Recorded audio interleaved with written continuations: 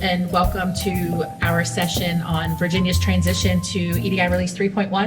Can you guys hear me okay? Okay. We're going to be passing the mic, so just excuse us for that. And I just wanted to let you guys know that we are recording this presentation. None of you guys should be captured in it, but we're going to be adding it to the Commission's YouTube channel where we have an EDI training playlist. So this presentation will be recorded just like last year's and then uploaded to the YouTube channel for anybody else to take a look at after this session. Let's go ahead and get started. So my name is Stephanie Sweeney, and I'm the manager of the EDI Quality Assurance team at the Commission. And with me, I have Elizabeth Patrick. She's our EDI Senior Analyst, and Carolyn Gonzalez, and she's our EDI Supervisor over our technical team. We were supposed to have Candace Gray with us, but she was unable to be with us today, but she is the supervisor over our compliance team. I wanted to take a quick moment just to tell you guys about our EDI training team. For those of you who may not be aware, we do have a training team specific to the Commission's EDI program, and our training team consists of Elizabeth. She is the lead of our training team, and then we have our 3 EDI analysts. We have Crystal Pruitt, who is on our technical team, and then on our compliance team, we have Mona Kanikar and Kanarit Cologne. So the 4 of them comprise our EDI training team, and they have been offering training for a while now and will continue to offer training as we move into 3.1. So if you guys have any need for training specific to your organization or just some suggestions for future training for the EDI department, please let us know. And Elizabeth will be the one to reach out to you guys to inquire about your needs and to get that training organized. So for today, we're going to talk about the transition to Release 3.1 that's coming in January. We're going to talk about the new MTCs, data elements, and codes. We'll talk about the new variable segments that are going to be in Release 3.1. We'll go over the new change process and the other additional processes that are coming with Release 3.1, testing, all of our documentation, and then we'll conclude with some time for questions. And I do know, I've heard that some individuals have gone up to the Commission's booth in the vendor hall with some questions about 20-day orders and our fines. So if we have time at the end, we'll be happy to discuss anything else like those topics that are outside of 3.1. We should hopefully have some time at the end. And we don't have a clicker, so we're just kind of bear with us as we try to move through this. So let's talk a little bit about where we're at and how we got here and how we got to deciding to move to 3.1. So as you guys know, we are currently a Release 3.0 state, and we released the IIBC's standard for EDI reporting of workers' compensation claims. We implemented our Release 3.0 standard in October of 2008 with a full mandate in July of 2009. We are allowed to require EDI in Virginia pursuant to Reg 16 VAC 3091-20, and we are allowed to make these considered required reports pursuant to 65.2-902. So all of our fines that we issue for failure to comply or with our EDI requirements, fines would be issued pursuant to Section 902. And we actually didn't start fining at the very beginning. We waited several years to get to that point, and now we are issuing fines for failure to file required transactions.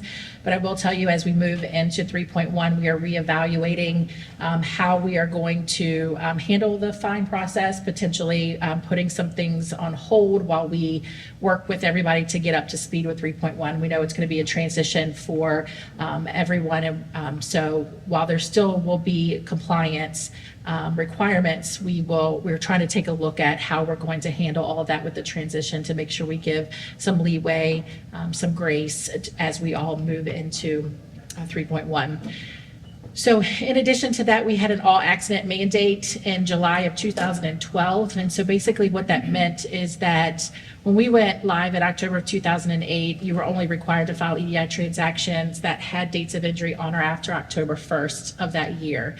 In July of 2012, we started requiring EDI on all claims regardless of their date of injury if they were considered open and active. When we transition to release 3.1 in January, we are transitioning for all claims. There will not be a process similar to what we did in 2008 where it will just be from one date forward. All claims will transition whether they were previously reported in release 3 or not. Everything will now merge into the 3.1 process. And we will discuss how you get your claims from release 3 to 3.1 further on in the presentation. So the implementation timeline. So the date is fast approaching. January 15th, 2025 is the last day in which you can file release 3.0 transactions with the commission. So all of your transactions that are being filed pursuant to the release 3.0 standard must be received and accepted by the commission by 11:59 p.m. on January 15th, 2025. On January 16th, 2025 at 12 a.m., we will, or our vendor will flip the switch and all transactions coming in must be submitted according to the release 3.1 standard.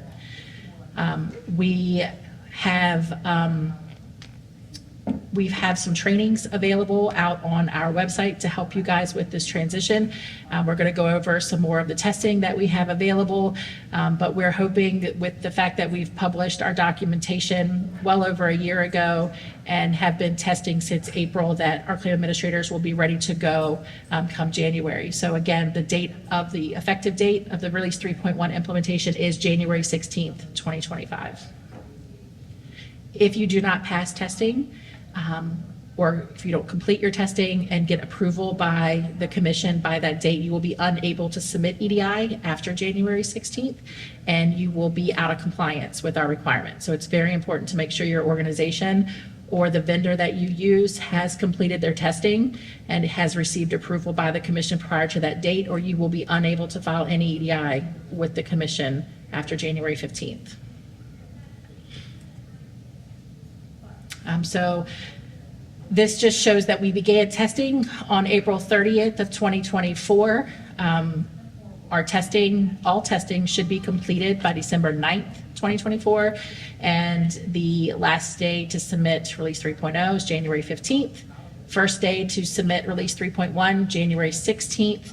And then acknowledgement records will be returned to you all by January 24th. So there's a small gap in time between the date of the start, January 16th, and when the acknowledgements will be returned. And that's just so that we can go through and make sure everything's working properly and that transactions are being acknowledged correctly. So again, testing began in April, must be completed by December the 9th, and you need to receive your approval by the commission. This is both FROI and SHROI testing. All of it needs to be completed by December 9th and go live January 16th.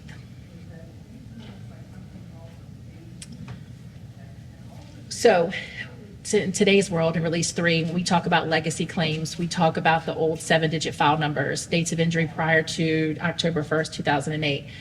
That's no longer going to be the case. When we go, we switch over to Release 3.1, legacy claims will refer to anything with a date prior to January 16th, 2025. So this is, and by date, I'm referring to the date the claim administrator had knowledge of the injury. So if you had knowledge of the injury prior to January 16th, 2025, that's going to be considered a legacy claim, and it's going to have to go through the processes to transition from Release 3 to Release 3.1. So a legacy claim is defined as a claim that was previously reported in Release 3.0 and a JCN has been assigned. So what you will have to do with this, and again, we'll go into more detail, is you're going to have to file a FROI UR transaction to quote unquote set the picture for that claim for Release 3.1. If benefits or other benefits were reported on a SHROI transaction, then you're going to have to file a SHROI UR to move your SHROI payments into Release 3.1. So all of the claims that exist today that are open and active, or open and active with the last 5 years, right? Open and active within the last 5 years, have to have the FROI UR and the SHROI UR filed in order to fully transition that claim from Release 3 to 3.1. Go ahead. Okay, when you're doing the UR, transitioning from 3.1, does everything have to be up to date in your filings? Yes. So, for instance, you need to RV, a couple go back and forth at some periods of time that you need to report. So do all of those need to be reported before January? What would make the difference? So no, so your UR is just the current snapshot of the claim. It's everything that's been paid to date. All of the benefit types, the weeks, days, should be reported on that transaction. It's going to be, it's going to be similar to like a QT where you're just reporting everything that's been paid to date. All of that information will be reported on that UR transaction, set the current picture of the claim for release 3.1, and then at that point, you will then begin filing the event transactions like your reinstatements, your suspensions, and things of that nature. Okay, so is this for the extension? Yes. When you do the URs, it's going to be, like I said, a QT, and you just, everything's going to still be the same. It's like, maybe you last did a QT, so then you just go through the UR and everything. Yeah, it doesn't matter what was filed previously, you still have to file that UR. It's the only way to move that claim from release 3 to 3.1. Yeah. So another definition of a legacy claim is any claim that was not previously reported in 3.0 and a JCN has not been assigned, but it should have been reported. So again, the date the claim administrator knew about the injury prior to January 16, 2025. So you may have known about it, but for whatever reason, we're unable to get it filed. So no JCN has been assigned. That's also going to be considered a legacy claim because it's prior to that date. So for reporting of new claims, so these are claims with knowledge of the injury after January 16th. So new claims are claims that have never been reported to the commission in release 3.0. So these are going to include the claim shell claims. For those of you who don't know, if we receive the report of an injury via paper from the claimant or claimant's counsel, we will create a quote unquote claim shell in our system, which assigns a JCN that begins with VA02, and then we send out the request for Freud transaction. So claim shells will be considered the reporting of a new claim in release 3.1. When those occur, you're going to have to file the Freud transaction pursuant to the event table, very similar to what you do today. No UR would be required in that scenario because it wasn't previously a 3.0 JCN. So you would just go to the event table and file the Freud transaction that would be due, whether it's a 00 or an 04 for a denial. And then you would proceed with your Shroy transaction. So once the Freud has been accepted, you would then look at the event table, determine what Shroy transaction should be filed based on what's occurring in that claim, and then file that with the applicable MTCs, with the applicable DNs, and then proceed with any future transactions that would be due after that. Very similar to what you do in Release 3. Any questions? That's high level about it. We're going to go over more about the UR and all the DNs and new MTCs and stuff like that moving forward, but specifically about the transition and moving all of your JCNs from a release 3 to 3.1. Does anybody have any other questions about that process? No? Okay. All right, so now we're going to talk about the MTCs, data elements, and some codes. So in 3.1, we redefined 4 MTCs. We added 5 new Shroy MTCs. 14 new DNs were accepted in 3.0 that we will no longer accept in 3.1. We added 7 new DNs that we previously did not take that were in the 3.0 release. The IWC added 44 new DNs in 3.1. We will only be taking 25 of those new DNs. A few of the new codes were added to select DNs in 3.1 that we are currently accept in 3.0, and we will also be accepting XML, but will not be mandating those that currently use flat file to move to XML. So here we're going to highlight some MTCs with some changes and that were added. We're going to discuss in detail these later, but some of those changes were to the Freud and Shroy UR, the Freud 01, the Freud AQ and AU, Freud 02, the Shroy full and partial suspensions. We added the Shroy 02, the Shroy AB, Shroy AC, Shroy AC, and Shroy NT. And then at the bottom is that regulation again that gives us the authority to request the data submitted EDI transactions. So in 3.1, we're no longer going to take the claim administrator address fields. We use your trading partner profiles to populate our system for master data, so that information is no longer relevant on your EDI transactions. We also determined that we do not need to have the initial date, last day worked, current date disability began, current date, last day worked, the permanent impairment minimum payment indicator, physical restrictions indicator, and the return to work with same employer indicator. During our review, we determined that these fields were not necessary to do business in Virginia. In the 3.0 DNs that we added in 3.1 are the reduced benefit amount code, where we will accept code S for claims settled under another JCN that should be used in conjunction with a new DN of jurisdiction claim number related that we'll discuss later. The code N for no money settlement, and code D for decrease in indemnity. By us taking these DNs, it will allow us to know when indemnity was decreased and require a short PY on all JCNs where it was settled with another claim or third-party settlements. We'll also take the non-consecutive period for waiting period, benefit code, and adjustment redistributions to allow the claim administrators to communicate to us that the period being reported was comprised of a non-consecutive days of indemnity. We also added the policy effective date and expiration date, the gross weekly amount, effective date, and the date the claim administrator knew disability exceeded the waiting period. The new DNs for 3.1 that we will accept are number of changed data elements, number of dependent payee relationships, dependent first name, dependent last name, dependent date of birth, number of narrative for claim, number of cancel elements, part of body injured location code, permanent impairment body part location code, part of body injured fingers codes, and location code. We're also going to take the date the claim administrator's decision to fully deny. This is going to be different than the full denial effective date. And then we're going to take the acquisition status code that will be returned on an accepted AQ transaction. We are adding a few new codes as well. To the dependent payee relationship code, we added code 5 for brother and sister and code 9 for other. We removed code 8 for jurisdiction, fund, and estate. To the numerical birth order, we removed code 0 for jurisdiction fund, and then added a whole bunch of different other codes. I'm not going to name all those. Then we did the employer gender code. We're going to accept the new codes of T for self-reported transgender and X for non-binary. And then we're going to also accept the new code added to the employee ID type qualifier or employee individual taxpayer identification number.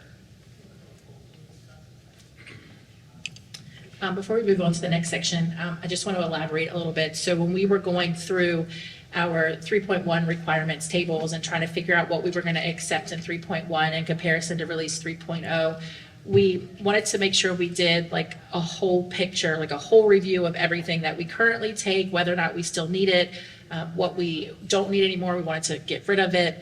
And when we did this, we wanted to go in and take a look at it from the perspective of if the commission were to ever use the EDI data more for our awards processes, which a lot of our claim administrators have asked us to do.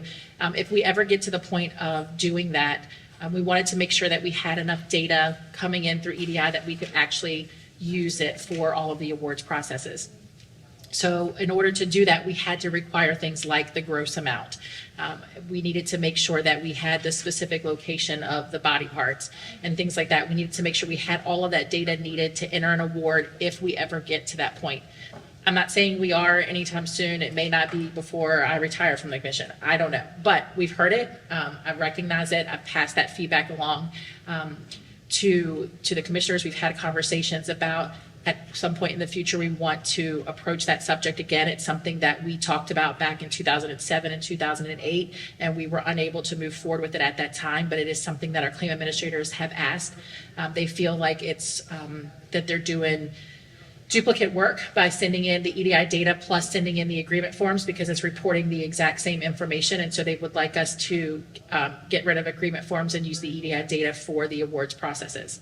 In order for us to do that, we need to have specific information through EDI that would give us the same thing that we get through the agreement forms. So that's one of the reasons why we're asking for more data in release 3.1 than we did in release 3. So I just wanted to provide a little clarification on that.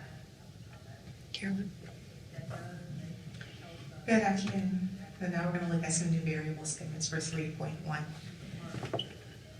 Thank you. We're taking a couple here. The first one is the part of body injuries. So that's a new variable segment that we're going to be adding on. And it's going to be adding the part of body injured location code and the part of body injured fingers and toes locations in addition to those.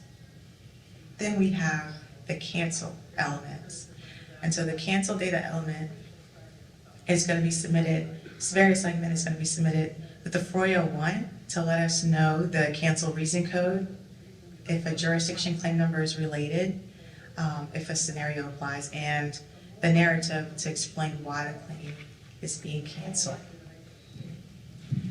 So some of you may already know this, but we changed some of our processes with cancellations where we are allowing the information to come in. We get an email now and process cancellations from the receipt of an email versus having a phone call or having you guys send something in writing. We will now accept that through email, and we go through and review your reason for cancellation through that process. Well, we're going to be changing that again with 3.1. That will now allow you to communicate that information to us electronically through your EDI transaction.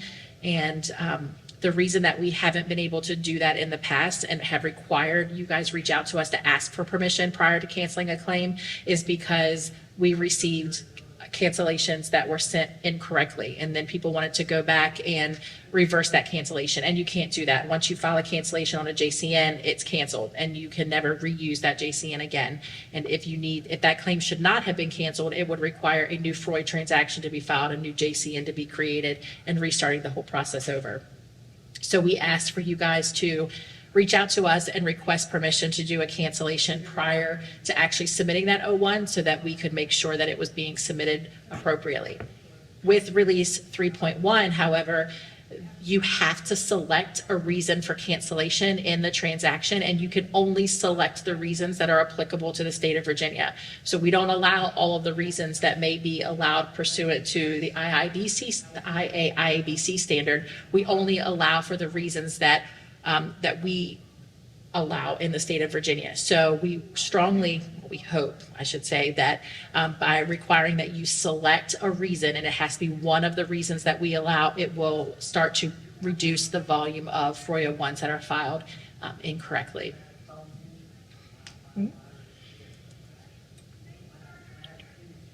It's still you.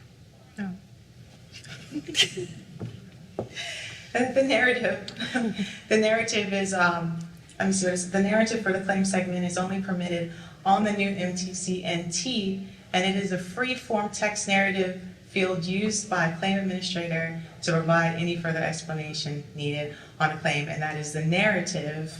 That is a variable segment? Yes. That's in addition to the ones that I mentioned earlier.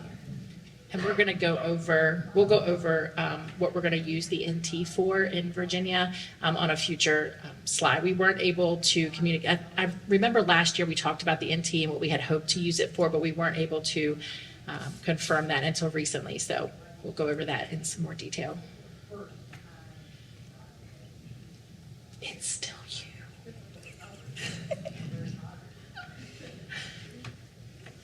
So then we have the O2 change, in which claim administrators will identify in the change segment the changes that they're going to be submitting to the commission. So I'm happy to look here from a little bit far away. So if the data that is changing is not in the variable segment, then it's not going to be recognized by the commission as a change, and it's not going to be accepted. If the data that is changing is in the variable segment, then that's something that we will accept at the commission. Those changes will be coming in. We're going to go over the O2 change process in a lot more detail later on, because that's one of the most complex processes, in my opinion, for 3.1. So talk a little bit more about the FROIA and SHORA UR. So in release 3.0, you would use the FROIA UR transaction to report to us any minor injuries that occurred. We will no longer be using the FROIA UR for the minor injury report in release 3.1. All injuries, regardless of their severity, have to be reported on a FROIA 00 starting in release 3.1. So you will no longer have the ability to file the UR for minor injuries. In Release 3.1, you will use, as I mentioned before, the FROI UR to report to us the transition from Release 3 to 3.1.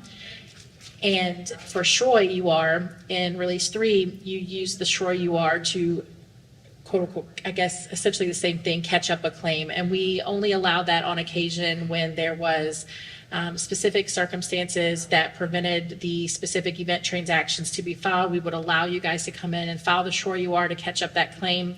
We're no longer going to be able to use it for that purpose in Release 3.1. In Release 3.1, you will only be able to use the SHROI UR as the very first SHROI transaction to transition your Release 3 to 3.1 JCNs.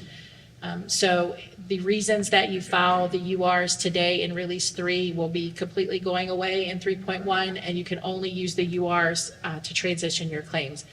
And it's very important that you file your URs. If you don't file your URs, then you will be unable to report any other MTCs after that. All Release 3 JCNs must have both the FROI and SHROI URs in order to, for our system to accept any subsequent transactions.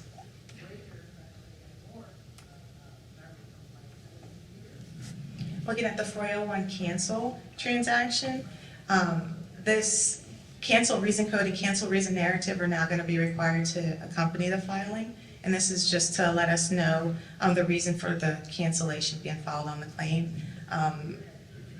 It's going to take the place, like Stephanie mentioned earlier, of the current requirements where documentation has to be submitted, email or letter, to explain the reason for the cancellation. So now we're going to accept some codes in place of that, the D code for duplicate or combined claim, which will also include the related JCN code, DN 401 for jurisdiction claim number related, if it applies, and then J, jurisdiction wrong or changed. So those codes will need to be submitted when you file the cancellation to let us know what's happened to the claim.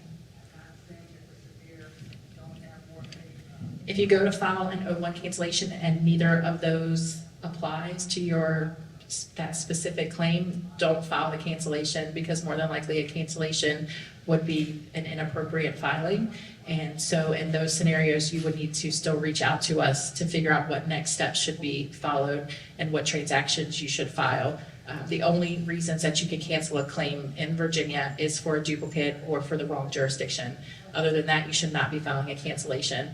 An O1 transaction is not to be used to cancel a prior transaction. So if you accidentally filed an RB and you didn't mean to reinstate benefits, an O1 doesn't cancel that RB. An O1 cancels the claim in its entirety. So again, if one of those two reasons, when you go to submit your transaction, if your scenario doesn't fit in D or J, don't just select it and file it to get it through. That's going to cause a lot more issues on your end, because it's going to be a lot more transactions that you're going to have to file to correct that. So just don't file anything, and instead reach out to the commission and let us take a look at it and advise you what steps should be followed next. Would you file it, if someone filed the commission first, and then next time the JCN number, and then we enter the vote, that person, in that case, would be requesting cancel for our claim or the one that originally filed? So if the one that was filed and created through the paper process, through our claim shell process, was created first, that's the JCN that should remain. That's the JCN that should have been used when your 400 was filed. So then if we filed that inadvertently, Then you would need to cancel your JCN. the second one. Yes, and you would use code D for that. Yep. So the FROI AQ and AU for acquired claims. The filing of a FROI acquired claim transaction will return a code B for SHROI due on your accepted acknowledgement. This will advise that the new claim administrator that the commission shows open indemnity from the prior claim administrator, and a SHROI AC, PY, or AP would be expected based on payments that have been made by the acquiring claim administrator. Today, we send subsequent SHROI UR letters out asking if the acquiring claim administrator paid anything since they acquired the claim, most of the time y'all respond back, no payments made, we close out the task. However, in 3.1, we will require a SHROI. If you've made no payments, the SHROI AC would be filed, and we'll talk about that in a later slide. If you did make payments, the PY or AP would be required. SHROI AC, acquisition indemnity ceased. This is our newly accepted MTC that will substitute for transactions not accepted from a prior claim administrator used to indicate a claim suspension and no indemnity or medicals have been paid by the current claim administrator. This will be filed in response to that acquisition status code that is returned on your AU or AQ acceptance acknowledgement. It will also require the acquired claim last known indemnity through date DN for that transaction. The SHROI NT for narrative, again, is a newly accepted MTC to be used by the claim administrator to communicate with the state on the specific claim. You want this? Okay. So this is what I was talking about before, what we're going to use the NT for. So if you receive a letter from us today asking for a transaction to be filed, in that letter, you'll see where we request that you either, one, file the transaction, or two, send a written response as to the reason why you're unable to file the transaction. In Release 3.1, instead of sending a letter advising why, you can use the NT transaction. So we will allow all of that communication to now be done through EDI. So when you file, so when you receive a letter from the commission saying, we need you to file a suspension transaction, and you don't believe a suspension is due because indemnity benefits are still ongoing, then you can come in and file the SHROI NT, and in the narrative field that will be on this transaction, you can state in there what you would have originally put in the letter, and it would just indicate that your reasons why you can't file that suspension transaction. So you can put in there that indemnity benefits are still ongoing, a suspension transaction isn't due at this time. File the NT with us. That will trigger a task for our team. Our team will go in, take a look at the task, take a look at what information you listed in the narrative, and from there we'll make a decision on, is this acceptable? Do we still need additional transactions, additional information? And if we do, then we'll reach back out to you. But if we don't, then the NT would satisfy our request and no further follow-up would be done. So our hope is that this would help cut down on the amount of paper that you guys are having to send us in response to a request for EDI. You can now submit all of that through the transaction. So if they're asking for a QT, we can get those. And as far as we're concerned, and we don't have any ongoing payments, we use that, or because we could get letters in some cases that, we've closed the claim. And so we're not getting one payments of any type. We're still being asked for QT. So we use that to say, we don't need to file a QT because of. I mean, if you believe that the transaction is not due, then yes, you could file the NT. It doesn't mean that I can't guarantee you that it's going to satisfy our request. If we're requesting a transaction, we're requesting it for a reason. However, there are times when you guys have a legitimate reason as to why you don't believe the transaction is due, and today you would send that back in writing in a letter. And now you'll be able to do that through the NT. If we still, after we receive the NT, if we still believe the transaction is due for whatever reason, then we're going to reach back out to you with more specific information as to why we still believe that you need to file it. And then I will say that the NT will satisfy, if it does satisfy our request for a subsequent transaction and no further follow-up is needed, then it will suspend all of the fine process that we have, or I would say the compliance process that leads up to the issuance of a fine or penalty. The NT can stop that process if it satisfies our request. Does that answer your question? If it doesn't satisfy that request, would you then notify the carrier in writing? Yes. Right now, with the current EDI standard, there's not a way for us to notify you back through EDI that additional information or additional transactions is still due. So we would have to notify you in writing. We're still developing all of our processes around the new NT. Right now, we have it set up potentially as being a letter coming back to you, but we could take a look at that and decide we'll give you a phone call first. We try to do courtesy contacts. We try to reach out by phone or email to whoever the business contact is for that claim administrator and see if we can get it resolved that way before issuing letters that could result in a fine. So we could potentially do that as well.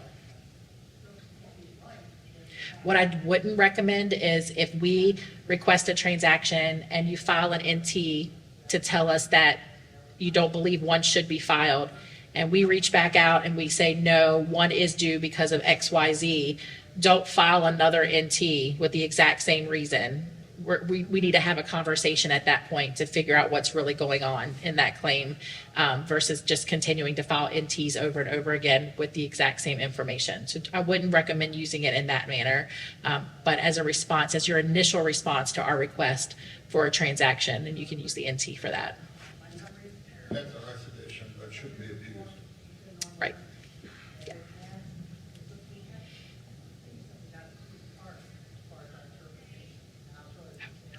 Okay, so the next new MTC that we're accepting is the AB, and this is to add a concurrent benefit type.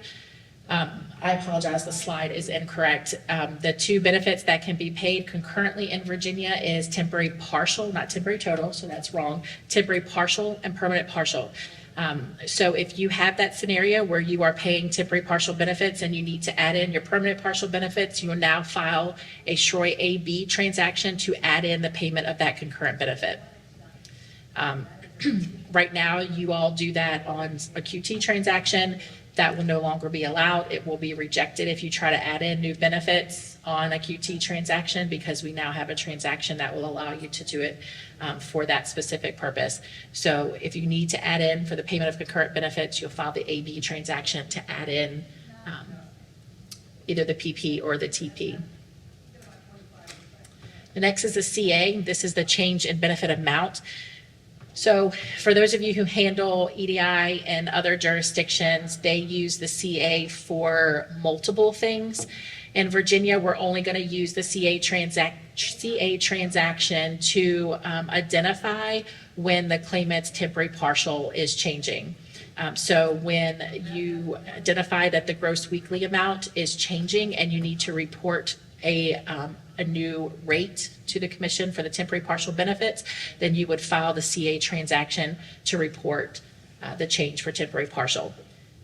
This is a good example of a transaction that was implemented in Virginia for the purposes of an award. So this would be very similar to sending in agreement forms when there's rate changes for temporary partial.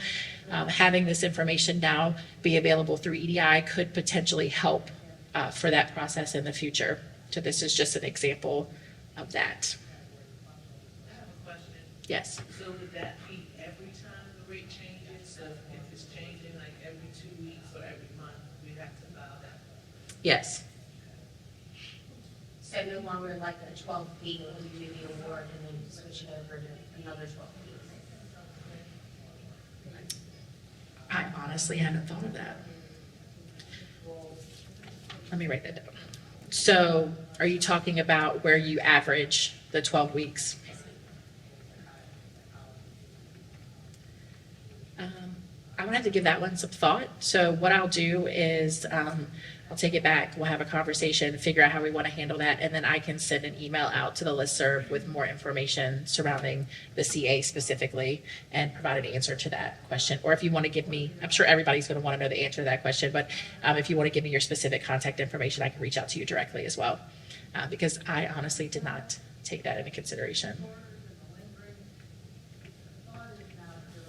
Thank you for bringing that up.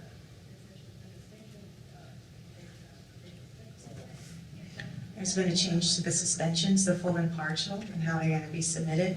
So, and currently, you file the Shroy suspensions and you choose the type, and that's an MTC. So in 3.1, the MTCs are gonna change to the PX and the SX, and then you're going to file along with that a suspension reason code to tell us the type of suspension, full or partial, that will be submitted.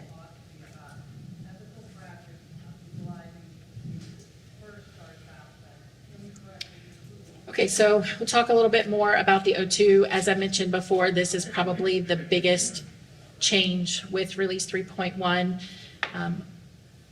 This is new for all of us. It's definitely taken my team some time to wrap our heads around how the O2 process is going to work in 3.1. So we're going to go over this in detail. So in release 3.0, the only O2 transaction that we allowed was for the FROI. If you needed to make any changes to payment information that came in on a SROI transaction, you would have to file that on a QT. That will not be allowed in release 3.1. In release 3.1, we will accept the SROI O2. So we will have the FROI O2 and the SROI O2 in release 3.1. As Carolyn mentioned earlier, there's a new variable segment that is contained within each of the O2 transactions. In the variable segment, you have to provide to us the reason for the change. You have to give us the data element or the variable segment number for the change that's being made, and the commission will only look at what is in the change variable segment. Today, when you submit an O2 transaction, we do a comparison. We take a look at everything that you've submitted on the O2 and we compare it to what was submitted previously to determine what's been changed, and that's how we make that determination and we update our system. In release 3.1, we will not be doing that. We will only be looking what you specifically identify as a change, and that's listed in the change segment. So if you make a change to a data, so let's say you need to update the claimant's name and his address, and you update the name and you put the name in the variable segment, and then you also update the address, but you don't list the address in the variable segment, but it's contained elsewhere in the transaction, the change to the address will be ignored. The only thing that will be updated in our system will be the name, because that's all that's in the variable segment. In the variable segment, you will have to identify if a data element is being added, updated, removed, or deleted. Removed and deleted are essentially the same thing. One applies to a variable segment data element and the other applies to all other data elements. There are data elements that will not require an O2 change. So this is a little bit different for release 3.1 as well. We will now allow certain pieces of data to be updated on subsequent transactions, and you'll be able to identify what transactions or what data elements can change on other transactions based on taking a look at our element requirement table. So when you look at, this is an example of the element requirement table for the FROIs. As you'll see here, you have change reason codes. You have add, A, U, update, R, remove, and D for delete. When you look at the new section that's been added to the element requirement table, specifically around O2, there's a column for each one of the change reason codes. That will tell you whether or not we require an O2 or we allow an O2 to either add, update, remove, or delete that specific data element. You would have to we had to go through each individual data element and identify whether or not we need an O2 change transaction for each one of those, and whether it can be updated on a FROI O2 or a SROI O2. And based on the codes that you're going to see listed under the yellow section that's outlined in red, that specifically is going to identify to you if it can be updated on an O2, or I should say if it's required to be updated on an O2, if it can be updated on another transaction. There are codes, and I think let me just go to the next slide because it's here. Yeah, so these codes, if you go back one, you'll see in this spreadsheet here, it'll have codes like B and J and K and H. This is what each one of those means. In our element requirement table, the very first page of the spreadsheet of the workbook is the instructions page. On that instructions page, it's going to go over each one of these in more detail. And this will tell you whether or not we will require an O2 change or if you can update that specific data on a subsequent transaction. So if you see a B, that means that the IIBC told us that we cannot allow that data element to be changed. So the jurisdiction, Virginia, has no control over that. That was set by the standard. So if you see a B, no change is allowed. If you see an N, again, no change is allowed. But this time it means that Virginia said that you are unable to update that particular data element. A good example of that would be like the claim administrator FIN. You're not just going to come in and update claim administrator FINs on an O2. Then you have Y.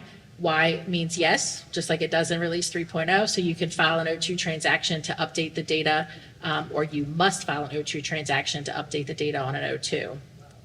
If you see an H means that a change is not required. So you can update that data on an O2 transaction, but you are not required to do so. So anything that you see listed as an H means that we will allow that change to come in on a subsequent transaction. And our system is going to be programmed to know that if the data is updated on, I don't know, a Shroy QT, for example, that we need to update our database to reflect that new information. So that's anything coded with a J, or excuse me, with an H. A J means it's required by transaction type, which basically will identify if you must file a FROY or a Shroy O2. So a J means that an O2 is required, but it'll identify if it should be an O2 FROY or Shroy.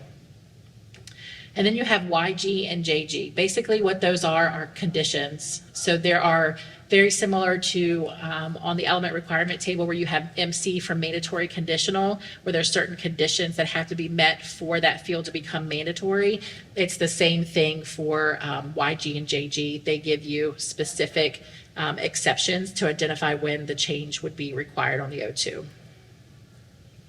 And then this is just other screenshots to show what those conditions look like.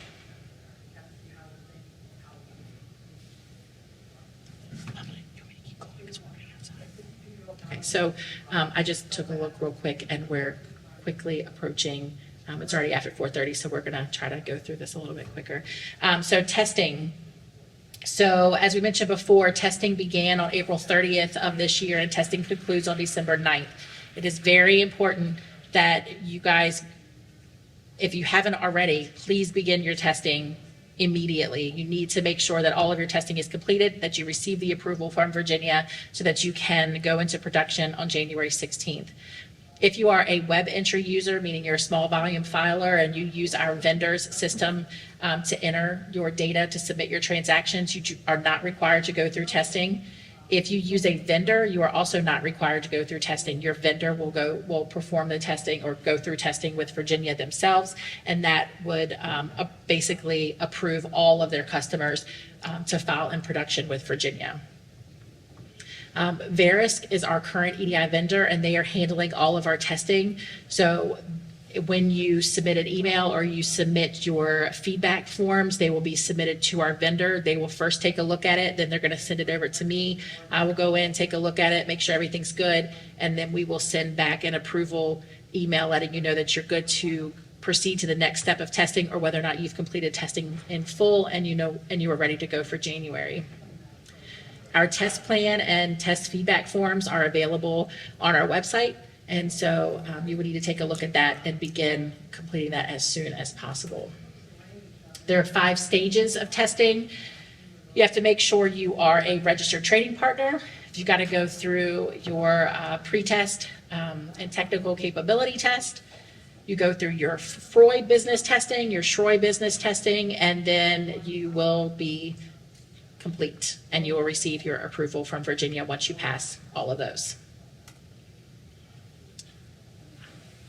So if you are currently registered to submit EDI in Virginia with Release 3.0, then you are already registered for 3.1 and you don't have to go through the registration process again. Any changes to your current registration, or if there is a new trading partner, then you will need to go through the registration link that you've already used to file your registration with us previously. You would need to use that same link to go in and file any of your updates. All of that must be kept current because, as Elizabeth mentioned before, the information that's contained on your trading partner profile is the information we use in our system to get your fins and to match up with your address information to assure that all of that is associated with the JCN. Want me to keep going? Okay, so talk a little bit about our documentation. Out on our website, you can either go to the Commission's website or our vendor's website, but both of those websites have all of our EDI documentation on there, which is going to include the 4 or 5 different spreadsheets that have all of our implementation guide information. So the first one is our event table, and that's going to tell you which MTCs are due and when they are due. The Event table has 5 different worksheets. That's going to include change logs that will tell you when the IA or when Virginia has made changes to the document. Then the FROI, SHROI, and periodic event table. Again, that just lists the different MTCs and when they are required to be reported. The element requirement table, that's what I just showed you previously for the O2. This document is what outlines all of the different MTCs that we accept in Virginia, every single data element that is allowed by the IIBC, and whether or not Virginia is choosing to accept that data element or whether or not we are requiring that data element. So the element requirement table includes 11 different worksheets. It's going to include the change logs again that will identify any changes that are made since the last release of that document. It'll include the FROI element requirements along with the O2 exceptions for the FROI and the conditional FROI requirements. You also have our legacy claim definition, which we went over previously. And then the same thing for your SHROI element requirement document, your SHROI O2 exceptions, and your SHROI conditional requirements. You also have separate spreadsheets that specifically outline the benefits segment, so you know exactly what needs to be filed in order to report the benefits correctly to Virginia. The next one is the edit matrix. The edit matrix is going to go over specifically the edits that we apply in order to accept or reject your transactions. So if you are looking to determine why a transaction rejected, and in your acknowledgement record, you get a code and your data element number, that will trace back to this edit matrix. And that will go over, you can go in and take a look at the code that was given to you in your acknowledgement, map it to the edit matrix, and clearly see exactly why your transaction rejected. So the edit matrix contains 10 worksheets. Again, it contains the same change logs, the error messages, the valid value table, so that's if there's different data elements that have certain values that can be submitted, like the cancel reason code, the valued value table will outline which values are acceptable in Virginia. It'll go over our match data requirements, again, our legacy claim definition, populations restriction, and then all of our sequencing requirements. The sequencing document in the edit matrix is very high level. It's a little bit confusing. So we have a new sequencing document for release 3.1. This document is going to go over all of the different MTCs that we're accepting in 3.1 and then what can follow each one of those. So there are 4 worksheets in this document: the change log, the FROI master, the SHROI sequencing master, and then the exception edits. And this is what the new document looks like. So this document will outline all of the different transaction types, or the MTCs, on the left. And then when you move over to the right, you're going to see all of the potential subsequent transactions that can be filed. And if they are not highlighted, so if they are in white, then that means they are acceptable and you can file those after that prior transaction. If they are highlighted, then they are not allowed, and then they will reject. And then the next page after that, which is a little screenshot at the bottom, is the exception edit table. So that will go over. In the middle, you can see there are numbers. Those numbers, letters and number combination, map back to the next table, which is the exception edit table, and that will give you any exceptions that might have to be met in order for a subsequent transaction to be allowed. For our training aids, we currently have 16 training aids available out on our website. We're creating new training aids as we speak. Elizabeth here is the one that creates the majority of them for us and gets them published out on our website. So she's in the process of creating a new training aid for the ACR segment, the changes in benefit types, our denials, employer paid benefits, and the complicated O2 change process. So all of those are going to be created and published out to the website prior to us going live with 3.1 to hopefully help you all with your transition. We are currently also looking at the FAQs. Elizabeth actually just modified those and I just approved them. So all of the FAQs are going to be updated to be more suitable for the 3.1 release. And those will be published soon as well. So all of our documentation can be found on the EDI page of the Commission's website. So if you go to the Commission's website and you go on the left-hand side, you will find a link to the different departments, and you'll look for the EDI department. Once you're on the EDI department's page, when you go to the right-hand side of the screen, you will see a section called EDI Documents, and underneath of there will be a link to all of our training aids. There is a packet which includes which you can, a lot of people would choose to download and save that, and that's just a packet with all of our training aids, and then there's a link to each individual one. Also, on this page, we just added a link to the EDI training playlist. So underneath of EDI documents, there's a section called resources. The very first link under resources is for the EDI training playlist, and that will take you to the Commission's YouTube page.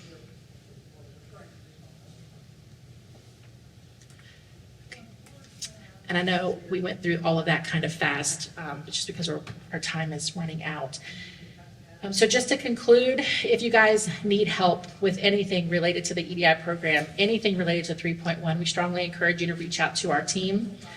We have an EDI support team that receives our questions and typically responds to any emails within 24 hours. If you have questions specifically related to 3.1, I would ask that you please put that in the subject, because we have a set of individuals that handle 3.1 questions specifically. So if you include those in the subject line, they will be routed to that team, and they will make sure that they are handled in a timely manner.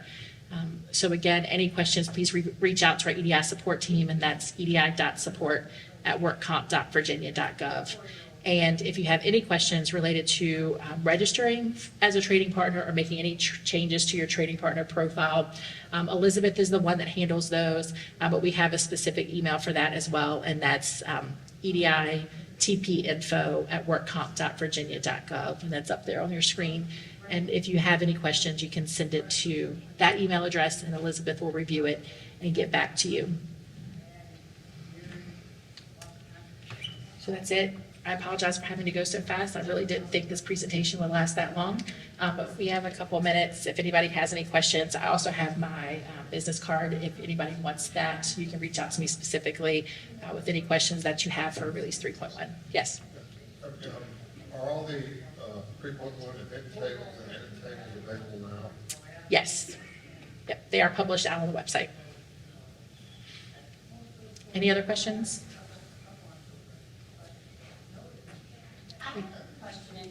When we go back, you were, I think it was something like the MTCs, we were talking about like relying boundary and those categories. Are those required? Because we don't ask that with our employees, so.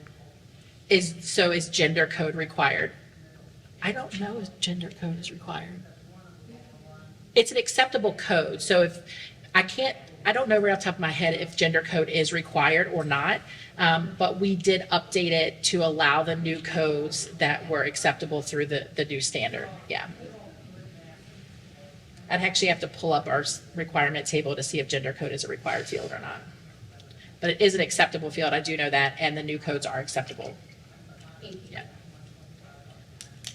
Any other questions?